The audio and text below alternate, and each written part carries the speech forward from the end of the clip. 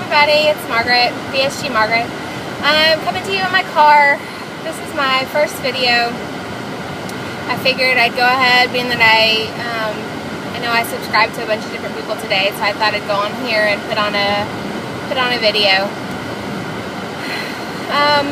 Let's see, I started my journey, I guess about a couple months ago, considering weight loss surgery. I went to a seminar and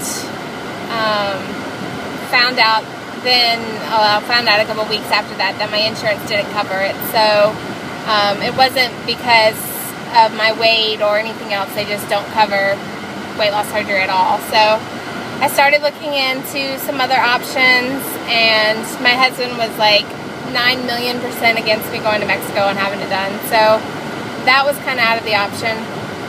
So I found this place in Birmingham who's a center of excellence for bariatrics, and they had a self-pay plan.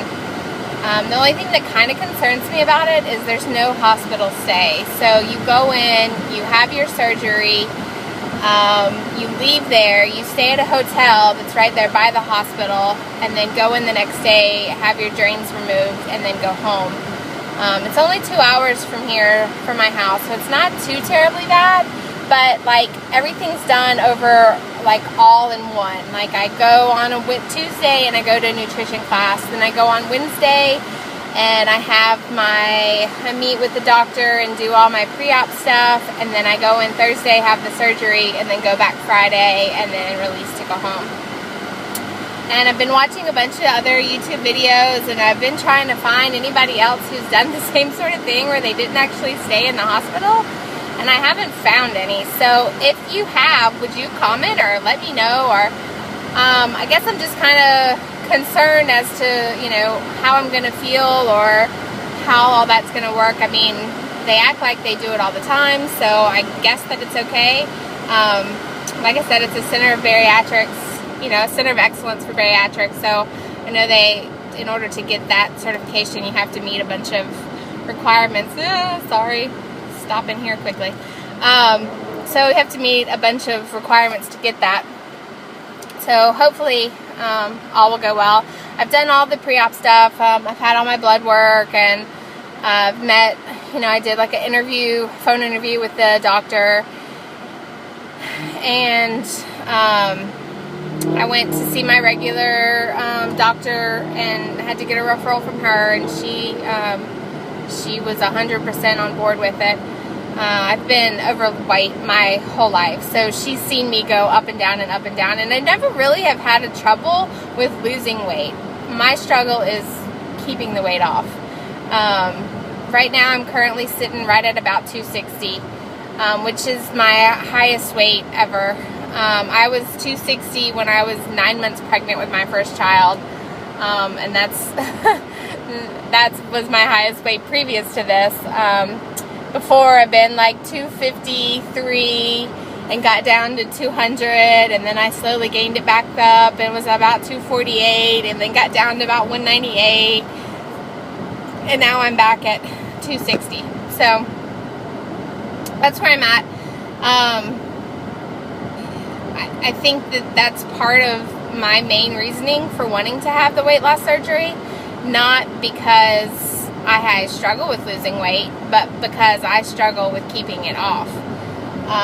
And I feel like with having that, with having the vertical sleeve gastrectomy, I feel like that will prevent me from getting to that point. Plus, I've never have actually gotten to my goal weight, which I'm 5'7", so my goal weight's like around 145. That would put me in the healthy range for my height.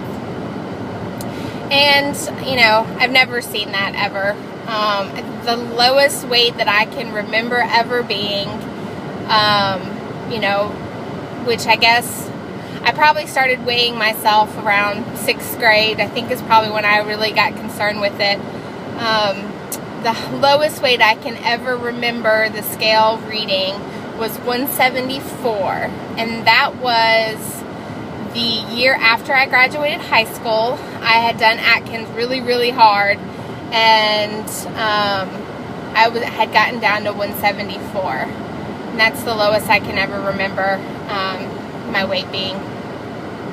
So 145 is crazy. That you know, that's according to the charts where I should be. We'll see. Like I said, and I've never gotten to that point again. Like ever since I got married in 2001, and I was 200 pounds on the day that we got married, and then I had our first child, and I got up to 260, and then I got really, really sick and lost it, and was back down to about 198, and then I slowly gained it back again. But every single time that I've gained and lost, I always get right back down to about 198, 199, 200, somewhere right in there. So getting below that will be interesting. I don't really know who that person is, and part of that is exciting, and part of that scares me to death. I'm 34 years old. I have 3 kids. I've been married since 2001. My husband and I have been together since I was 16. And like I said, I mean, I've struggled with weight my whole life. I can remember being like 5 or 6, going to my grandmother's house for the summer and being on some crazy diets with her. So it's always been a part of me, and I guess being overweight is kind of my identity, and I don't know if subconsciously when I get to around 190, I get comfortable with it, and so I just slowly let it come back on, and I'm not really sure. And having this surgery will force me to figure that out, and I realize that, and I guess being forced into it is kind of what I need. I've tried everything, as I'm sure everybody who has,